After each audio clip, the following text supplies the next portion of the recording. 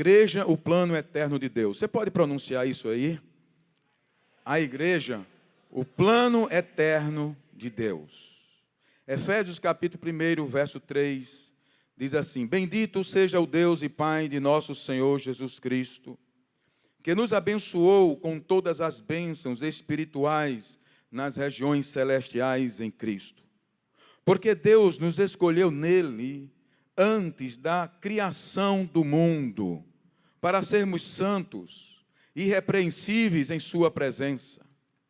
Em amor, nos predestinou para sermos adotados como filhos, por meio de Jesus Cristo, conforme o bom propósito da sua vontade, para o louvor da sua gloriosa graça, a qual nos deu gratuitamente no amado. Nele temos a redenção por meio de seu sangue, o perdão dos pecados, de acordo com as riquezas da graça de Deus, a qual ele derramou sobre nós, com toda a sabedoria e entendimento, e nos revelou o mistério da sua vontade, de acordo com o seu bom propósito que ele estabeleceu em Cristo. Isto é, de fazer convergir em Cristo todas as coisas, celestiais ou terrenas, na dispensação da plenitude dos tempos. Amém? Eu peço que a igreja repita comigo o verso 10. Todos juntos? Isto é, de fazer convergir em Cristo todas as coisas, celestiais ou terrenas, na dispensação da plenitude dos tempos. Paulo elabora uma tese poderosa, inspirada pelo Espírito Santo, do plano eterno de Deus para a humanidade e para Ele próprio em Cristo Jesus. O plano, as palavras da carta aos Efésios, elas são poderosas, uma poderosa declaração do plano eterno de Deus para a sua igreja e para toda a criação. Nós estamos, nesses dias, nesses últimos anos, assistindo aterrorizadamente, entre aspas, o aumento, o volume, o crescimento da iniquidade no nosso meio. Eu pedi que, puxa aqui o retorno para mim, por favor. Todo domingo é a mesma coisa, né? Tem que virar o retorno até que a gente compre umas caixas para suprir isso aqui, irmãos. Tem que ser para o retorno, para o louvor e para mim. Aí tem que... Um pouquinho aí. Está muito aqui. Assim, aí, ótimo. Melhorou, porque aí ajuda aqui minha voz.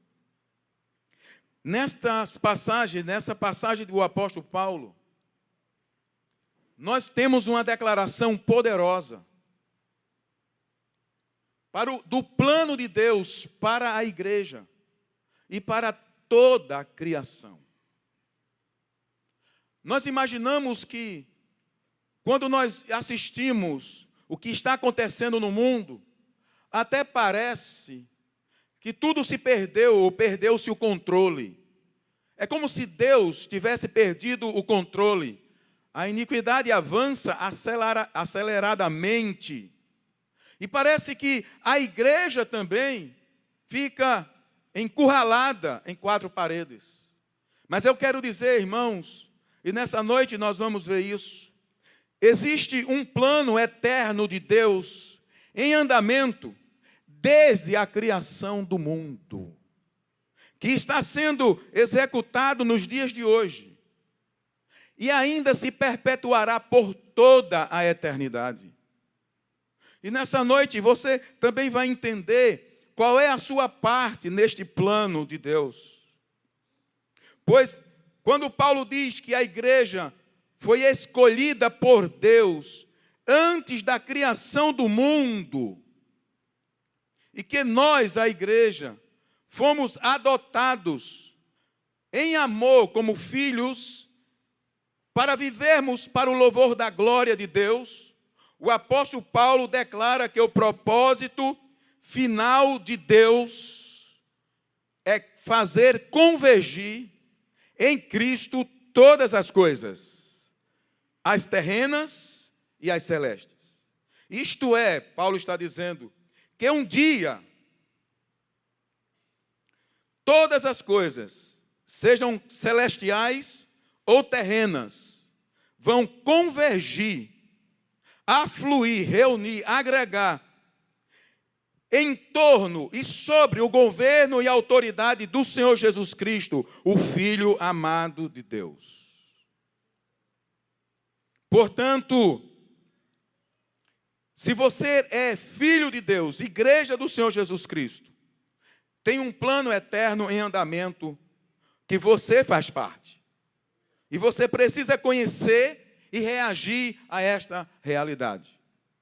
Longe, mas muito longe da filosofia mundana, que deixa a vida me levar, vida leva eu. Não existe isso para aqueles que um dia tiveram um encontro com o Senhor Jesus Cristo. Nós sabemos de onde viemos. Sabemos o que estamos fazendo aqui. E sabemos para onde estamos indo. Nós viemos de Deus. Viemos de Cristo. Cristo de Deus. E estamos glorificando a Ele nessa terra, até que um dia nós nos unamos a Ele em majestade e glória. Então todas as coisas serão colocadas debaixo do governo de Cristo.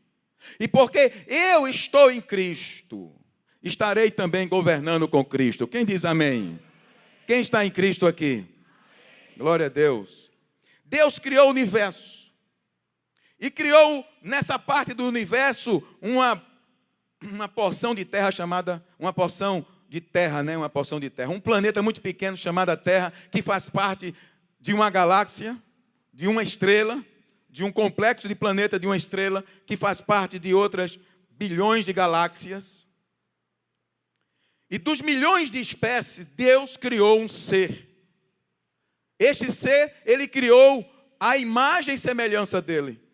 Esse ser, Ele criou porque tem um projeto eterno que vai ultrapassar o tempo que nós conhecemos hoje. Seu plano era que aquele que cresce nele se tornaria uma companheira eterna para seu filho. O plano de Deus aqui em Efésios é que Ele nos abençoou e nos separou antes da fundação do mundo, para que nós sejamos para o louvor da glória dEle. Que nós sejamos como aquele que se tornará, numa figura do Novo Testamento, a noiva do Filho. E para a noiva do Filho, existe um futuro esplêndido, reservado para todo aquele que crê. Este é o propósito integral da criação, da existência, do universo e da própria história, que a igreja do Senhor Jesus Cristo, chamada de a noiva do Cordeiro, reine eternamente com Cristo sobre toda a criação, quando todas as coisas nos céus e na terra convergirem para Cristo Jesus. Quem crê, dá um amém. Por isso, queridos, quando Deus então planejou isso, Paulo vai dizer aos Gálatas, capítulo 4, que chegando à plenitude dos tempos, Gálatas capítulo 4, 4, você vai ver o plano de Deus em pleno andamento. O apóstolo Paulo deixa registrado na sua carta aos Gálatas, capítulo 4, verso 4, ele diz assim: mas quando chegou a plenitude do tempo, Deus enviou seu filho, nascido de mulher, nascido debaixo da lei, a fim de redimir os que estavam sob a lei, para que recebessem a adoção de filhos. E porque vocês são filhos, Deus enviou o Espírito de seu Filho ao coração de vocês, e ele clama: Abba, Pai. Assim, você já não é mais escravo, mas filho. E por ser filho, Deus também o tornou herdeiro. O que a palavra está dizendo é que Deus havia planejado antes da fundação do mundo.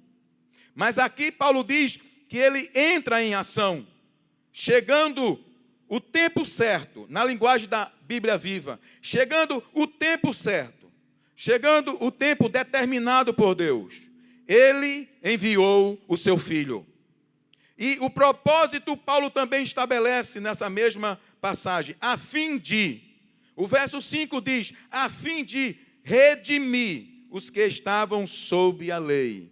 Então Paulo revela o grande propósito, nos comprar. Jesus veio para tirar toda a escuridão, todas as trevas que envolvia toda a raça humana.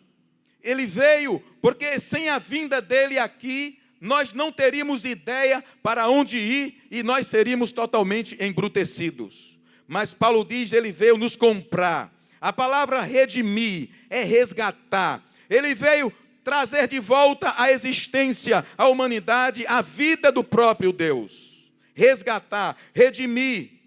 E como filhos, tem um detalhe muito importante no verso 7. Como filhos, ele diz assim, e agora como filhos, por ser filhos, Deus também o tornou herdeiro.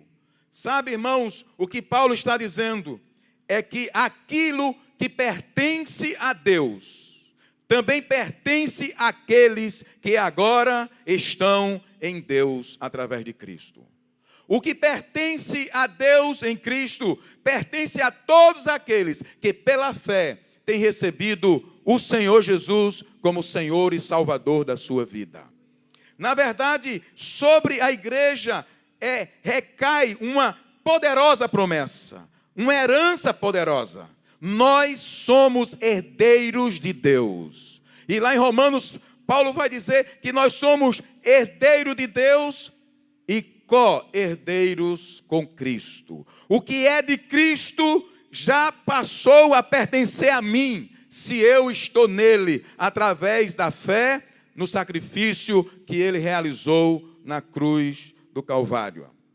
O plano estabelecido por Deus, portanto, na plenitude do tempo, começa quando Jesus vem, se encarna, nasce através de uma mulher, e a fim de, durante sua vida e ministério, sua morte e ressurreição, redimir todo aquele que ele o chamar como filhos.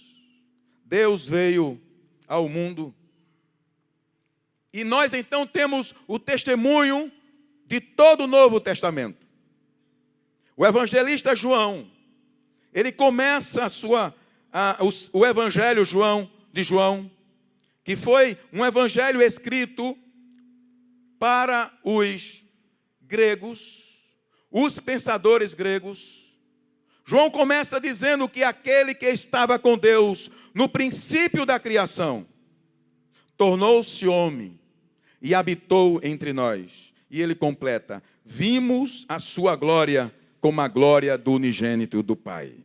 Vejamos o Evangelho de João, no capítulo 1, citando alguns versos, do 1 ao 4, e a igreja acompanha. No princípio de João, era aquele que é a palavra. Ele estava com Deus, e ele era Deus. Ele estava com Deus no princípio. Todas as coisas foram feitas por intermédio dele. Sem ele, nada do que existe teria existido. Nele estava a vida, e esta era a luz dos homens. No verso 10, João continua dizendo, aquele que é a palavra aqui é um texto para os gregos, é o Logos, é a palavra criadora, aquela palavra que estava com Deus na criação do mundo. Por isso ele diz, aquele que é a palavra, por isso a palavra está com P maiúsculo. É uma palavra para se referir ao nome de Jesus. Por isso, aquele que é a palavra estava no mundo, e o mundo foi feito por intermédio dele. Mas o mundo não o reconheceu. Veio para o que era seu, mas os seus não o receberam. Contudo, aos que o receberam, aos que creram em seu nome, deu-lhes o direito de se tornarem filhos de Deus, os quais não nasceram por descendência natural, nem pela vontade da carne, nem pela vontade de algum homem, mas nasceram de Deus. Existe um segundo nascimento. É o nascimento que é provindo de Deus. Por isso ele diz aqui que não nasceram da carne. Aqueles que o receberam, eles não nascem da carne, eles não nascem da vontade de um homem, mas eles nascem de Deus. E então, João complementa no verso 14: aquele que é a palavra tornou-se carne e viveu entre nós. Vimos a sua glória, glória como do unigênito vindo do Pai, cheio de graça e de verdade. Queridos, aqui João está dando um testemunho de que ele viu a glória de Deus. Ele viu a glória de Deus, evidentemente, na face de Jesus. Durante o ministério terreno do Senhor Jesus, houve muitas manifestações da sua glória, através dos milagres e maravilhas operados por ele.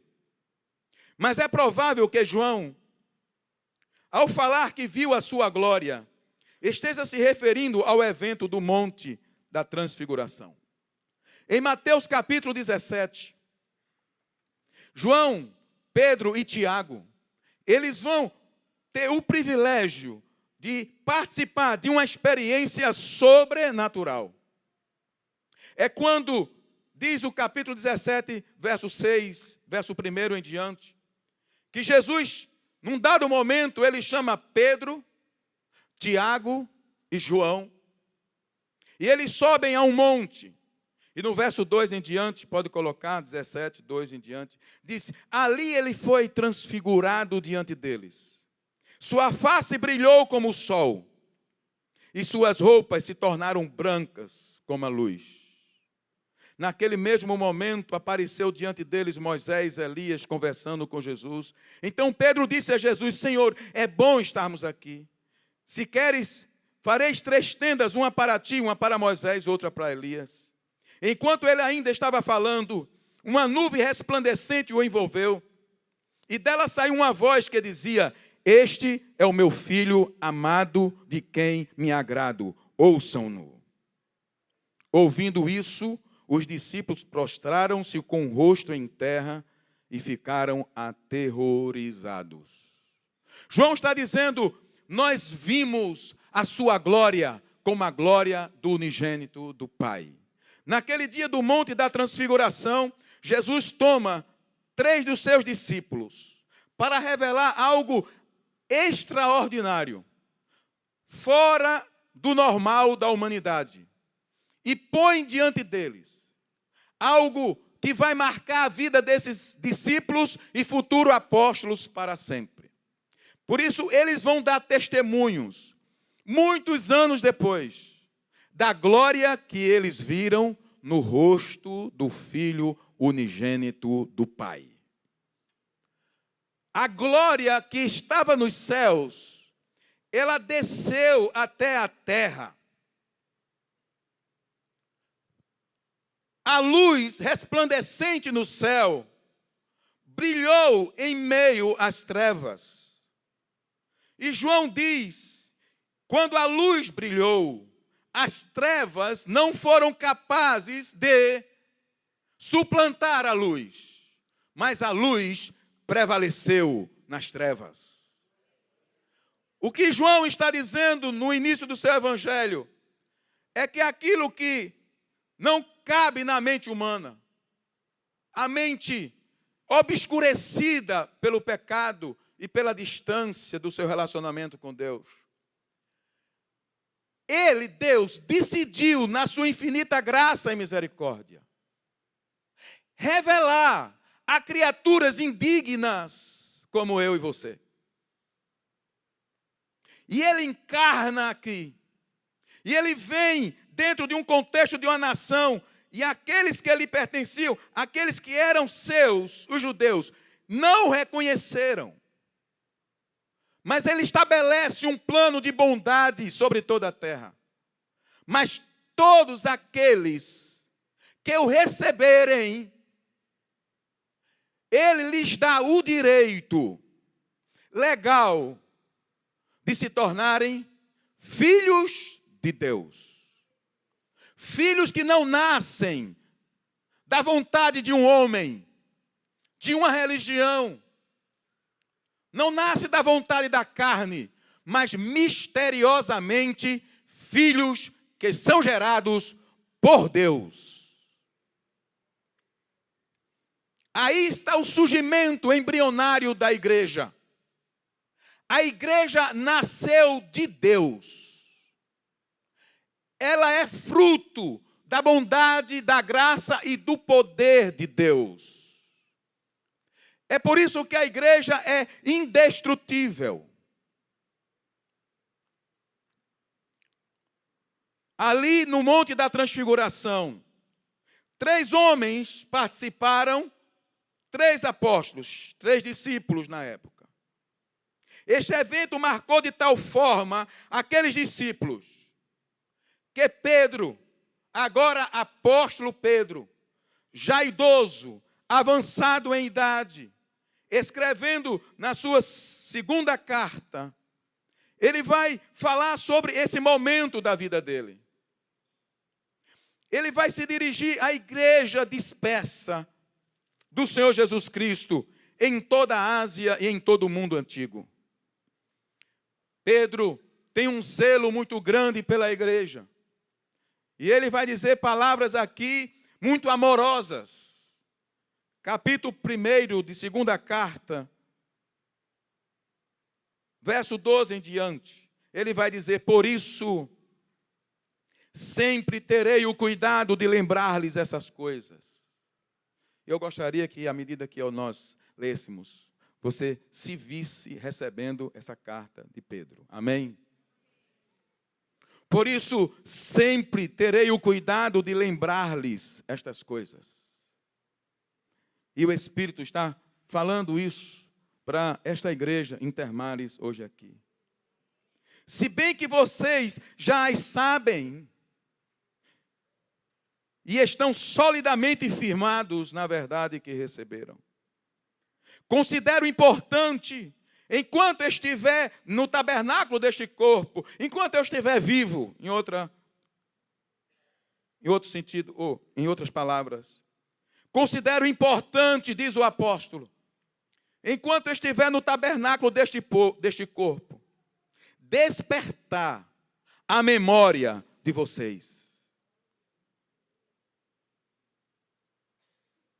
Porque sei que em breve deixarei este corpo, tabernáculo, como o nosso Senhor Jesus Cristo já me avisou. É provável que Jesus tenha falado para Pedro que os dias dele estavam bem breves, bem próximos à partida dele.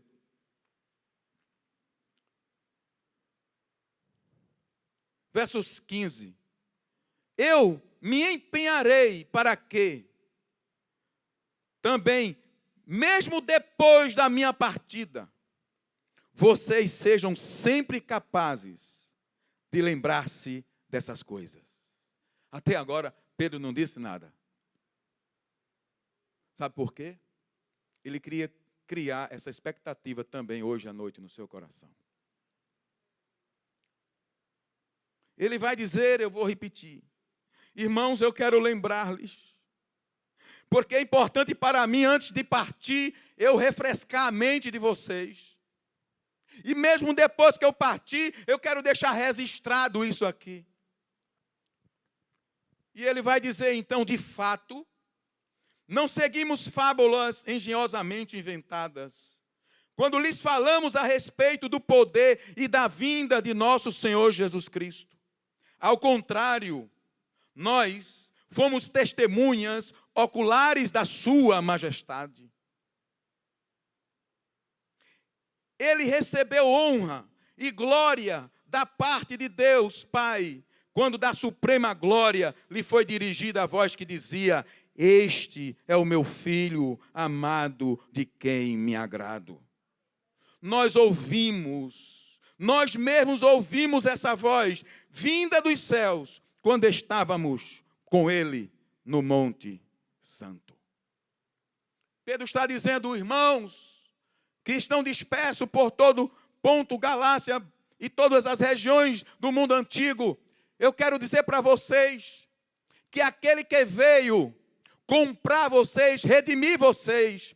Ele veio com majestade e glória. E nós vimos e ouvimos a glória dele e a manifestação do Pai, dizendo sobre ele: este é o meu filho amado em quem me comprazo. Toda essa afirmação é para dizer para você que a base da igreja é muito sólida, irmãos. A base da igreja, o fundamento da igreja de Jesus Cristo, chama-se Jesus Cristo. A mesma experiência, de forma diferente, viveu o apóstolo Paulo. O doutor e respeitado Paulo, homem de uma intelectualidade invejável, caráter férreo e de profundas convicções. Ele pensava estar servindo e agradando a Deus.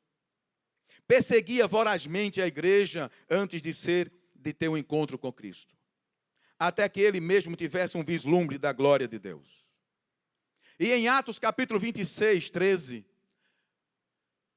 ele vai falar para o rei Agripa a sua experiência e entre outras coisas ele diz: por volta do meio-dia, ó rei, estando eu a caminho, vi uma luz do sol, mais resplandecente que o sol, brilhando ao meu redor e ao redor dos que iam comigo. Paulo também agora, inesperadamente, é um homem que tem o privilégio de ver a glória de Cristo brilhando sem que ele pudesse ver a sua face.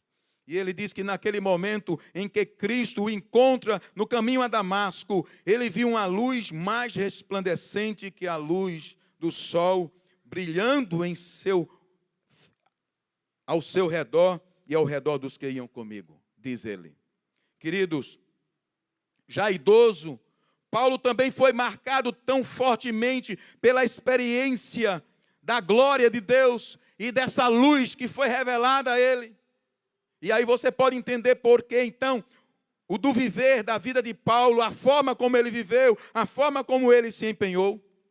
Já idoso, preso em Roma, Paulo escreve a seu discípulo Timóteo e lhe faz uma descrição do Senhor Jesus dessa forma. 1 Timóteo, capítulo 6, verso 14, ele vai dizer assim: a qual Deus fará se cumprir no seu tempo. Perdão, a partir do verso 14.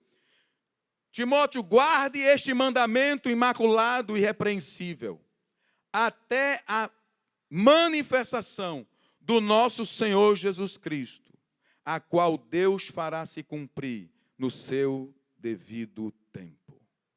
Ele é o bendito e único soberano, o Rei dos reis e Senhor dos senhores, o único que é imortal e habita em luz inacessível, a quem ninguém viu nem pode ver. A ele sejam honra e poder para sempre. Amém. Paulo, esses homens, apóstolos e outros, tiveram um entendimento muito profundo de quem é Jesus. E é por isso que eles puderam se dispor e colocar suas vidas à disposição do Mestre, de forma irrestrita, de forma sem reservas. E é por isso que nós podemos entender, então, como Paulo viveu e como viveu. Porque eles tinham um conhecimento muito profundo, claro, da glória de Deus, daquele que é o Senhor da igreja. Como diz o apóstolo João, essa luz inacessível viveu entre nós. Vimos a sua glória. Esse é o grande tema e testemunho do Novo Testamento. Ainda citando o apóstolo Paulo, ao escrever sua carta à igreja de Filipos, ensinando aos irmãos de Filipos a questão da humildade e da submissão, Paulo vai falar sobre Jesus dessa forma. Filipenses capítulo 2, versos 5 a 11. Filipenses capítulo 2, versos 5 a 11, ele diz assim: seja a atitude de vocês a mesma de Cristo Jesus, que embora sendo Deus, não considerou ser igual a Deus. Era algo que o ser igual a Deus era algo a que se devia apegar-se, mas esvaziou-se a si mesmo, vindo a ser servo, tornando-se semelhante aos homens, e sendo encontrado em forma humana, humilhou-se a si mesmo e foi obediente até a morte e morte de cruz. Mas o verso 9 vai estabelecer quem é Deus, quem é Jesus.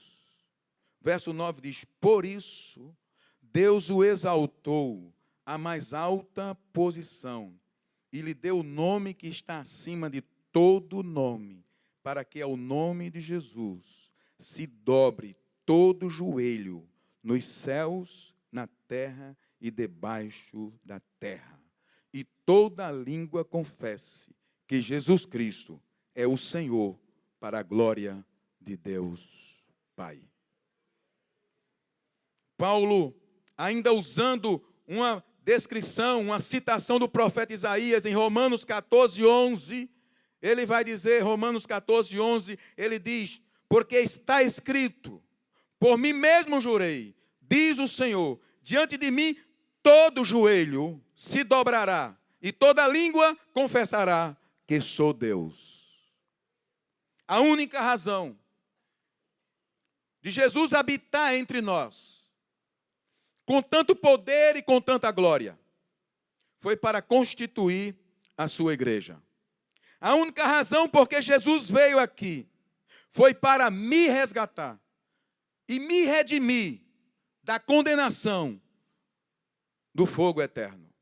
Foi para remover a escuridão das trevas sobre a minha vida e me trazer plena esperança.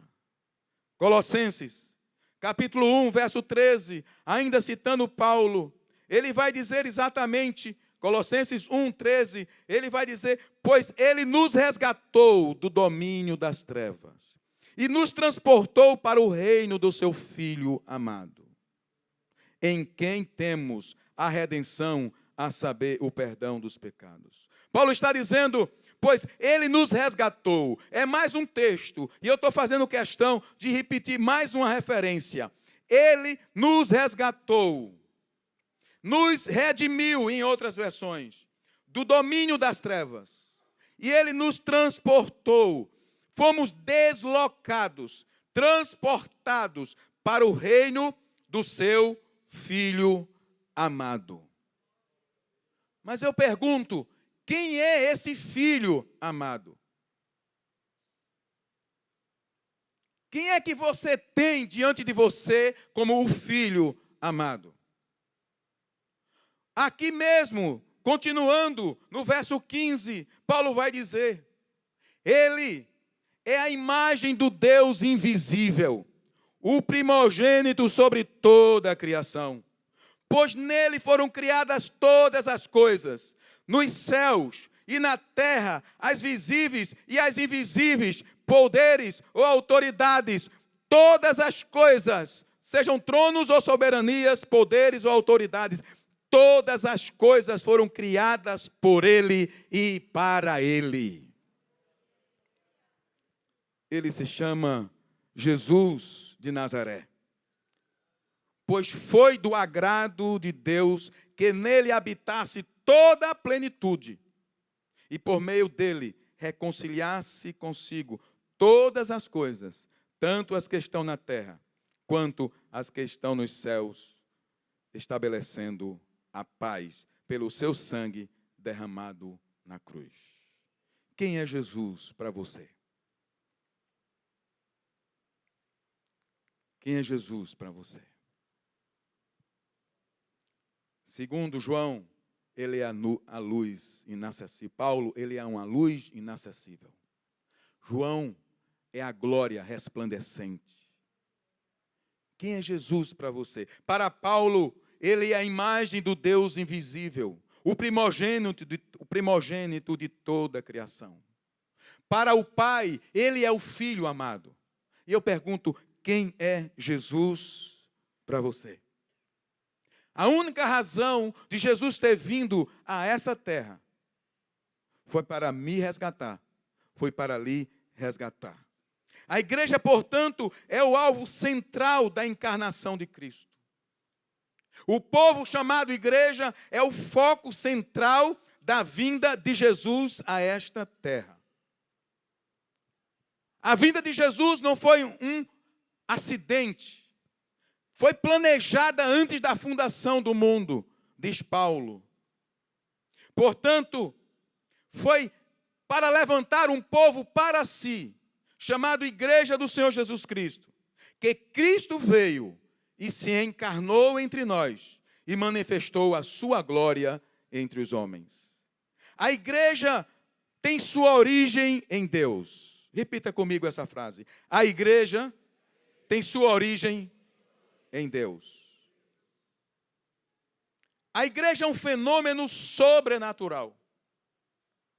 Seu surgimento e sua sustentação através da história não se deve a fatores culturais, políticos ou econômicos. A igreja foi projetada no coração de Deus antes da fundação do mundo. Depois foi formada através do ministério de Jesus e finalmente confirmada no Pentecoste com poder pelo Espírito Santo. A Trindade Santa e Eterna, Pai, Filho e Espírito Santo, se envolveram e estão envolvidos na preparação da igreja como uma noiva para o noivo Jesus Cristo. Mateus capítulo 16, 18. O próprio Senhor vai dizer: eu edificarei a minha igreja, e as portas do inferno não poderão vencê-la. Portanto, eu declaro nessa noite que em meio ao avanço da tecnologia e também da iniquidade, a igreja é indestrutível e existirá eternamente. Ela sobreviverá ao universo. Portanto, a pessoa que diz, eu não preciso da igreja, é tanto arrogante como ignorante. A igreja é tão importante que Cristo, o Senhor da glória, amou a igreja de tal forma que entregou-se na humilhação da encarnação por ela. Efésios capítulo 2, verso 19. Paulo vai dizer que a igreja também é a família de Deus.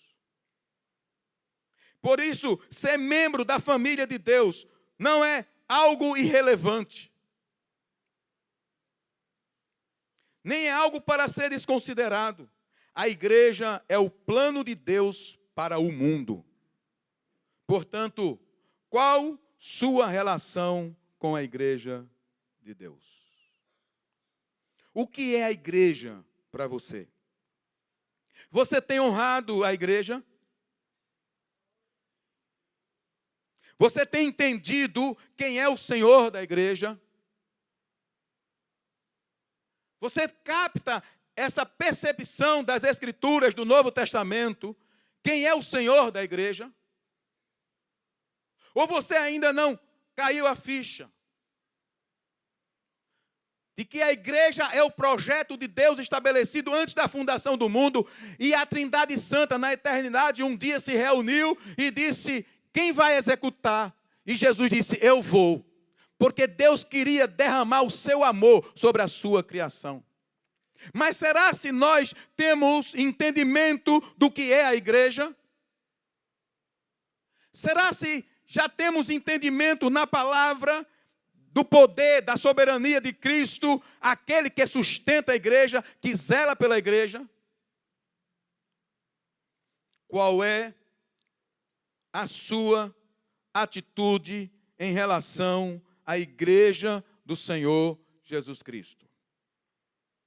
Você tem compromisso com a igreja? Você tem honrado a igreja? Você tem sido, como Jesus disse, comigo ajuntando e não espalhando? Se você tem compromisso com a igreja do Senhor, Como tem sido o seu dia a dia no envolvimento com a sua própria, com a casa de Deus? O plano de Deus para a sua vida passa diretamente e absolutamente pela igreja. Vou afirmar algo agora muito forte, mas eu faço isso balizado no que falei anteriormente, em toda a palavra de Deus. O plano de Deus para a sua vida passa diretamente e absolutamente pela igreja. Não existe futuro para nenhum ser humano a parte da vida da igreja. O plano de Deus para a sua vida, tudo que você já imaginou sobre a sua vida e para a sua vida, começa e termina na igreja. Nenhum ser humano desconectado do corpo de Cristo prospera, terá paz e será plenamente realizado. A igreja é o corpo de Cristo aqui na terra. E somente inserido no corpo de Cristo, você pode desfrutar plenamente do que Deus planejou para a sua vida. E vou dizer mais uma coisa, em nome de Jesus. A igreja não é um lugar para ser explorada. A igreja é um lugar, ou é a comunidade, o povo de Deus, para ser amado e não explorado. Ao longo dos anos, muitos têm se desviado dessa palavra, porque primeiramente perderam a visão de quem é Jesus. Jesus se tornou uma palavra muito vulgar nas nossas bocas. E é por isso que não há mais temor entre o povo de Deus. E há um prejuízo que veio desde o tempo da igreja antiga, que nós falamos a semana passada aqui, que no imaginário ficou dito ou entendido que igreja é um momento como esse. Mas a igreja, ela é constituída de pessoas que foram alcançadas pelo sacrifício de Jesus na cruz do Calvário, que foram redimidas pelo sangue de Jesus. Elas passaram pela experiência do novo nascimento, conversão, arrependimento genuíno. Elas mudaram de vida, elas têm uma nova vida em Cristo Jesus. A igreja é um novo povo sobre a face da terra. A igreja não é reunião de dia de domingo. A igreja é um estilo de vida, onde Cristo é o centro da nossa vida, quando nós amanhecemos e quando nós adormecemos, do domingo até o outro domingo, Cristo será tudo em nós. É urgente fazermos uma revisão da nossa fé, para que não sejamos pegos de surpresa naquele dia. Porque Jesus disse que pelos frutos conhecereis as árvores, ou a árvore. Não pense, irmãos, que é de qualquer forma que você vai tocar a glória de Deus. Porque Jesus veio exatamente para romper com a vida de pecado em nossa vida. Ele apenas não nos liberta ou livra da condenação mais tarde do inferno. A palavra de Deus é categórica. O sangue de Jesus Cristo, a obra de Cristo na cruz, tem o poder de me libertar da força do pecado, para que eu ande em novidade de vida. Quem é Jesus para você? Que imagem você criou dele?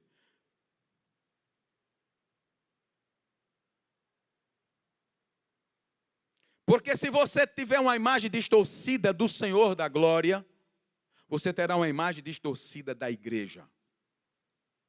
Se você não tem compromisso com a igreja, você não tem compromisso com Jesus.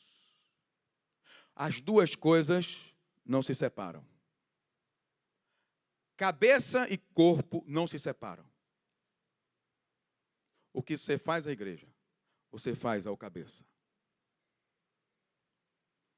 Portanto, eu quero dizer que a igreja é o plano eterno de Deus. Ela é indestrutível. Existirá para sempre. E quando tudo aqui findar, a igreja estará gloriosa, governando em autoridade com Jesus. E eu quero dizer, irmãos, é tempo de nós revisarmos a nossa fé, a nossa teologia, a nossa doutrina e os nossos hábitos, para que você participe daquilo que verdadeiramente tem valor nesta terra. Nada sobre esta terra tem mais valor, é mais nobre, é mais ilustre, é mais completo, é mais glorioso do que a igreja do Senhor Jesus Cristo. E eu volto a dizer, você precisa se comprometer com a igreja do Senhor Jesus Cristo. Se você não se compromete com a igreja do Senhor Jesus Cristo, você não tem compromisso com Cristo. Porque é o corpo dele. E toda a sua vitória passa por uma revisão do valor que você tem sobre a igreja do Senhor Jesus Cristo. Seja esta, seja lá da esquina, que seja genuinamente proclamadora do Evangelho. Eu quero dizer uma coisa para você. Você tem que revisar urgentemente a sua atitude para com a igreja do Senhor Jesus Cristo. Sua realização pessoal passa pela igreja. Se você não tem tempo para a obra de Deus, você vai ficar sem obra nenhuma. Porque Deus exige compromisso dos seus filhos no seu corpo. Poderia ser uma mensagem de doutrina de quarta-feira. Mas como você vem ao domingo, eu quero dizer, e vou dizer mais uma coisa. Não se engane. Não se engane. Frequentar a igreja no domingo para aliviar a consciência, isso não tem força nenhuma diante de Deus. Hoje, o Senhor Jesus Cristo diz para nós, como disse para a igreja de Laodiceia: eu estou à porta e bato. Se ouvir a minha voz e abrir a porta, eu entrarei e com ele cearei. Essas palavras foram para as igrejas no final das instruções no Apocalipse. Portanto, eu fiz uma exposição, irmãos, aqui. Eu poderia já ter terminado. Mas propositalmente eu fiz uma exposição teológica para mostrar a você o plano de Deus. Eu mostrei para você quem é o Senhor que se encarnou aqui. Nós não adoramos aquele menino da manjedoura. Eu mostrei que Jesus é o Senhor da glória. E a única razão dele vir aqui e deixar a sua glória foi por mim e por você. E então, se você não percebeu, depois que eu fiz a exposição, eu perguntei: qual é a visão que você tem de Jesus? E qual é a visão que você tem da igreja de Jesus?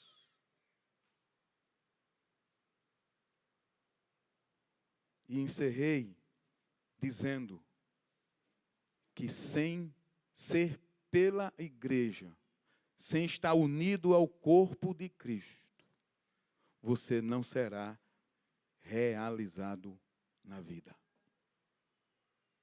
A igreja do Senhor Jesus Cristo é prioridade na sua vida. Mas ela só será prioridade se Jesus for prioridade na sua vida. Se ele não for o centro, a igreja e a obra dele não será o centro. É por isso que Jesus disse lá em Mateus, depois que Jesus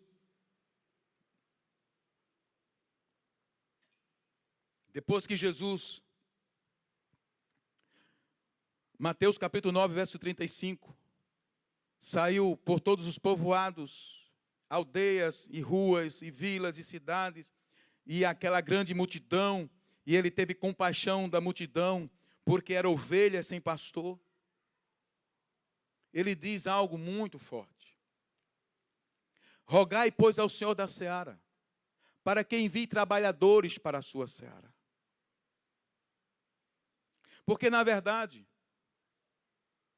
a colheita é grande, mas poucos são os trabalhadores. Porque ele complementa lá em Lucas: muitos são chamados, mas poucos escolhidos. Por quê? Porque a maioria usa a igreja. Deus hoje desafia você a ter uma posição definida de honra para com a noiva do Cordeiro. Se a sua fé está fundamentada nessas verdades do Novo Testamento, Jesus é prioridade na sua vida. E a igreja é prioridade na sua vida. Para aqueles que já conheceram a palavra de Deus e não assumem compromisso com a igreja de Deus, estarão em descaminhos. E eu digo com convicção, vocês não se encontrarão até que Cristo seja tudo em todos. Um dia, o louvor pode se aproximar, um dia a história aqui na terra terá um fim. Um dia a história aqui na terra terá um fim, quando todas as coisas convergirem para Cristo. Lembre-se que eu falei de Efésios. Deus, volte a atenção aqui. Efésios, Paulo começa dizendo, Deus planejou, antes da fundação, para que nós fôssemos adotados como filhos amados para o louvor da glória dele. E aí Paulo diz, na plenitude do tempo, olha a revisão, na plenitude do tempo, Deus enviou seu Filho, quando chegou o tempo próprio, e ele veio e cumpriu. E voltando para Paulo diz assim, porque um dia, todas as coisas, nos céus e na terra, de todos os séculos, convergirão, afluirão, se concentrarão em Cristo Jesus. Um dia, o plano eterno de Deus se consumará. E eu tenho que responder a essa questão hoje. Porque a vida é breve, sem contar que é insegura. Falo da nossa partida, a qualquer momento. Tem um plano de Deus que está estabelecido, está em andamento. Portanto,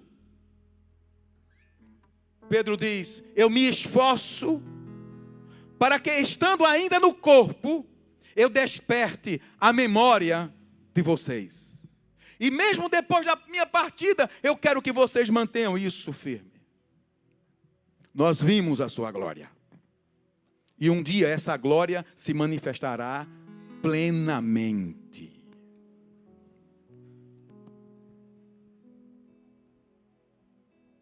Então, tudo convergirá para Cristo. Para isso nos foi dado, as Escrituras.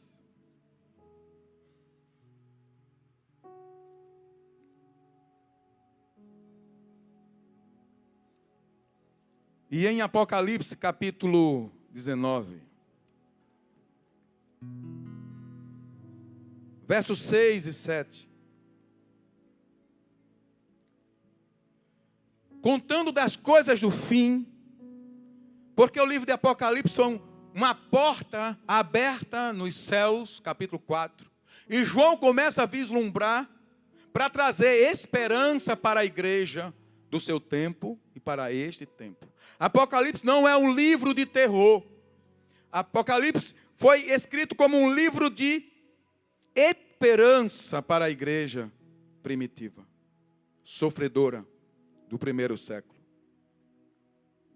E então, já chegando no fim, João disse: então ouvi algo semelhante ao som de uma grande multidão, como o estrondo de muitas águas e fortes trovões que bradava: aleluia, pois reina o Senhor, o nosso Deus, o Todo-Poderoso. Regozijemo-nos, vamos alegrar-nos e dar-lhe glória, pois chegou a hora do casamento do Cordeiro e a sua noiva já se aprontou. E aí você pula para o capítulo 21, verso 1. Ele diz assim: então vi novos céus e nova terra, pois o primeiro céu e a primeira terra tinham passado e o mar já não existia. Quem crê que vai se cumprir? Quem crê que vai se cumprir? Então vi novos céus e nova terra. Na verdade, para Deus, que não conhece a limitação do tempo, essa terra já passou. Eu já estou lá. E você também. Portanto, abra os olhos. A vida é breve. Eu já estou com os 2 pés na eternidade. Eu vou repetir. Então vi novos céus e nova terra, pois o primeiro céu e a primeira terra tinham passado e o mar já não existia. Já se foi. Não tem mais o mar de Intermares. Cadê? Já foi. Já foi, já foi. Deus já me vê lá. Você pode dizer isso? Deus já me vê lá. Aleluia. Glória a Deus. Aleluia. Verso 9 até o 11 diz assim: então dos 7 anjos que tinham as 7 taças cheias das últimas 7 pragas, aproximou-se e me disse: venha, João, venha cá, eu lhe mostrarei uma coisa. Aquilo que você viu, João, e você sofreu por isso. Você está preso aqui na ilha de Pátimos. João, vem aqui, eu quero lhe mostrar algo. Eu quero lhe mostrar a noiva, a esposa do Cordeiro. Ele me levou no espírito a um grande e alto monte e mostrou-me a cidade santa, Jerusalém, que descia dos céus da parte de Deus. Ela resplandecia com a glória de Deus, e o seu brilho era como de uma joia muito preciosa, como jaspe, clara como cristal. E aí na última página, no capítulo 22, verso 13 e 17, Jesus diz a João: eu sou o Alfa e o Ômega, o primeiro e o último, o princípio e o fim. E o verso 17, o Espírito e a noiva dizem: vem. E todo aquele que ouvir, diga: venha. Quem tiver sede, venha. E quem quiser, beba de graça da água da vida. Porque já está jorrando. Porque já está jorrando. Você pode perceber? Já está jorrando. A eternidade já está jorrando. A vida de Deus já está jorrando no meio de nós. Por isso que ele vai dizer que rios de água viva fluirão do seu interior. Em outra passagem, saltarão para a vida eterna. A vida eterna com Deus já está jorrando no seu ser. Diante disso, que tamanho é o seu problema? Diante dessa realidade, que tamanho é o seu sonho? Que você deixe, por um e por outro, de colocar no centro o que precisa estar no centro. Jesus é o centro do universo, da nossa vida, do plano eterno de Deus. E se você quer estar, você tem que vir para o centro também. Que Deus nos abençoe em Cristo Jesus. Vamos ficar em pé, amados.